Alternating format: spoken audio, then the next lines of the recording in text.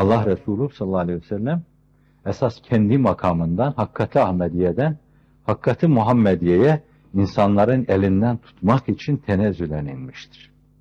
Hatta bir defasında en sıkışık dönemde Miraç gerçekleştirmiştir.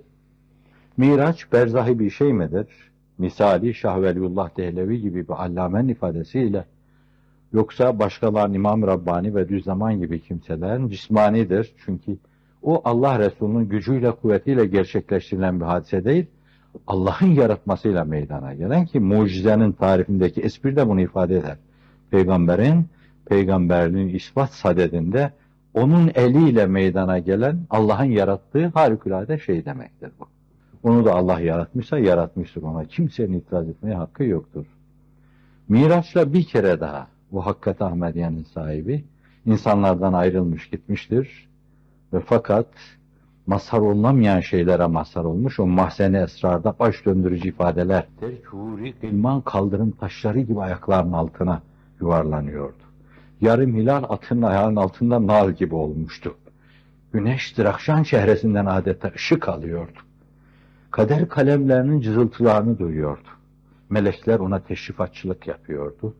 Fakat kalbi burada nabzı bizim için atıyordu. Gitti, erdi, ulaştı, döndü, geldi. Ve bu noktayı ifade için Büyük Veli Abdülkuddüs şöyle der: Vallahi, billahi, tallahi, yeminle Hz. Muhammed Miraç'ta öyle noktalara ulaştı ki ben o noktaya ulaşsaydım geriye dönmezdim. Oysa ki onun kalbi, duyguları insanların içindeydi. Dövüldüğü, vurulduğu, başına tozun toprağın saçıldığı insanlığın yanına gelecekti. Tasavvuf ifadesiyle seyir ilallah, seyir fillah yapmıştı. Seyir anillah yapacak. Ve Allah. Allah'la beraber Mevlana'nın ifadesiyle pergel gibi bir ayağı 72 milletin içinde, bir ayağı da hakikatta sabit kadem olacak. İnsanlığın elinden tutup oraya taşıyacaktı.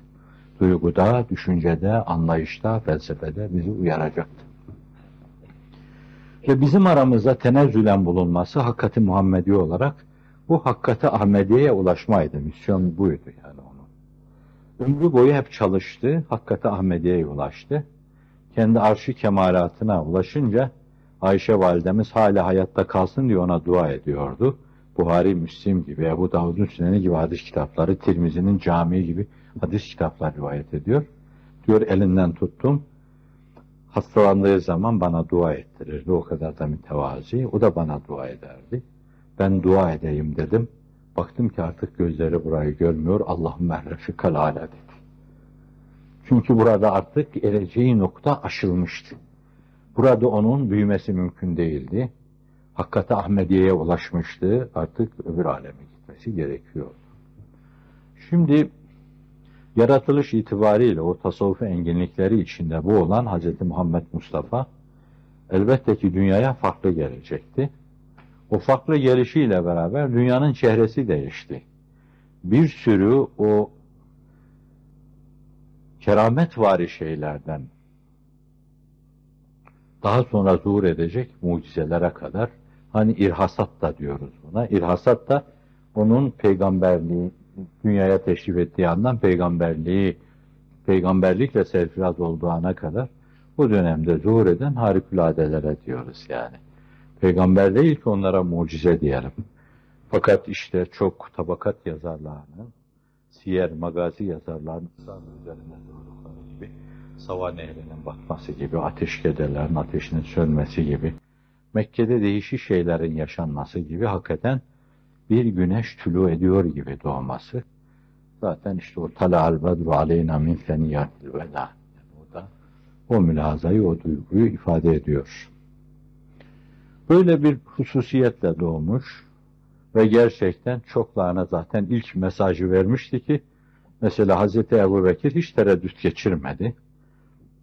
Mahmud Akkad'ın tespitine göre dünya çapında önemli idari ve askeri dahilerdendir. Mahmud Akkad'a göre. Hazreti Osman hiç tereddüt geçirmedi. Ali hiç tereddüt geçirmedi. Talha, o ilk onlar aşere-i mübeşşere tereddüt geçirmedi. Ömer'de bir şey vardı.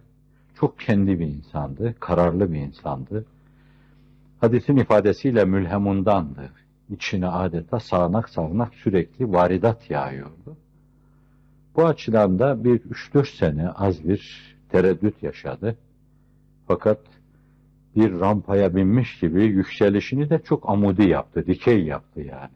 Başkalarını ondan 5 sene evvel ihtida etmiş insanları geride bıraktı.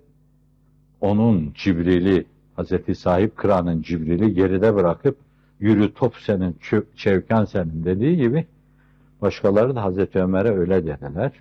Karl Marx'ın da dikkatini çekmiş yani bir devlet adamı olarak ona karşı hayranlığını ifade ettiğini bir yerde görmüştüm. Önemli bir isim. Bunun dışında onun doğuşu, onun hayatı, çocukluğundaki ciddiyeti adeta belli bir misyonun insanı olarak yetiştiği, neşet ettiğini gösteriyordu ki doğuş ve gelişme çok farklıydı.